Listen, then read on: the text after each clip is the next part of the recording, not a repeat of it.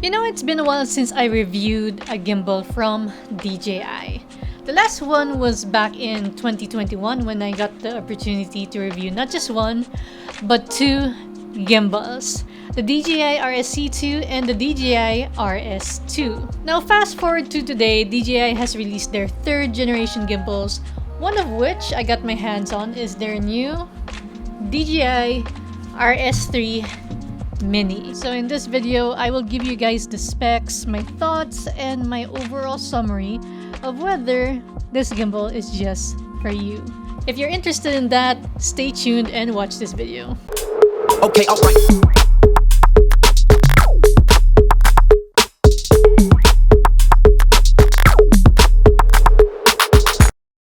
If you guys haven't watched my last video, I made a short teaser video using the DJI RS3 Mini.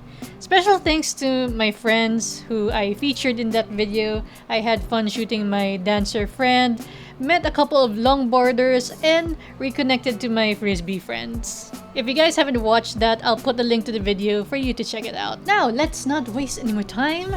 Let me show you what's in the box. Inside the box, you have the manuals and papers, RS3 Mini quick release plate, RS Mini tripod, USB charging cable, L-shaped multi-camera control cable, screw kit, and the gimbal itself. So the main selling point of the DJI RS3 Mini is that it is a small, lightweight, handheld stabilizer with a powerful payload capacity.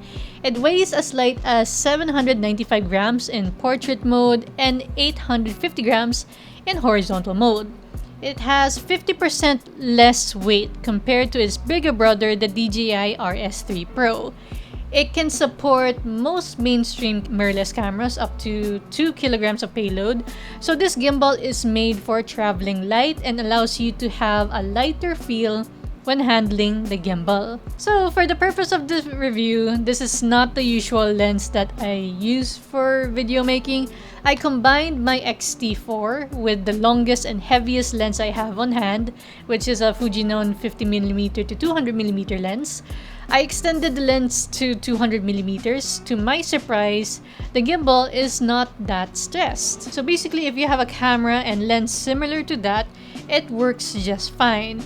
If you guys have tried and tested this gimbal with other camera and lens combinations, let me know your experience with the DJI RS3 Mini. Looking closely, it has a 1.4-inch touchscreen monitor to navigate controls, joystick, camera control button, M button to switch to different modes like pan follow, pan tilt follow, FPV, 3D roll, or its customized setting. In front of the gimbal is the trigger and front dial, which I love when they introduced it in the second generation of DJI gimbals, so that you have one hand to control the front dial and trigger at the same time. The front dial allows you to adjust the focus, ISO, shutter, aperture, and other parameters. The RS3 Mini comes with the same Bluetooth shutter control that is the same as the RS3 Pro.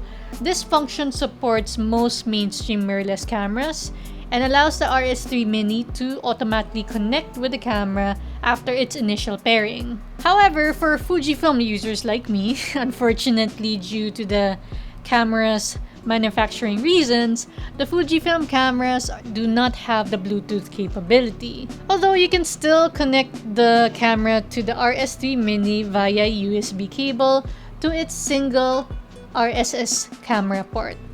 The access lock is similar to the second generation series. It doesn't have the auto lock feature that RS3 and RS3 Pro have. It has the new dual layered quick release plate, so this allows you to go vertical or horizontal mode natively into the RS3 Mini. Perfect if you need to shoot vertical videos like TikTok or Reels. It has one NATO expansion port, so you can equip the gimbal with different accessories like a briefcase handle, phone mounts, and other DJI accessories. It has the same third generation RS stabilization as the RS3 Pro and the RS3. So with whatever angle you are holding the gimbal, whether it is underslung or flashlight mode, the gimbal will be stable. With this gimbal, you can shoot for 10 hours straight. Perfect for a whole day shoot. If you need to recharge this gimbal, it can charge as fast as 2.5 hours. You can even use it while it's charging from a power bank. The gimbal can also connect to the DJI Ronin app. This allows you to control the gimbal using your phone.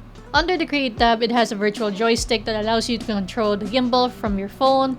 It has Force Mobile, which mimics the phone's movement and the gimbal will follow. You can capture panoramic photos using this gimbal, create moving time lapses, or set the gimbal to track a scene or environment.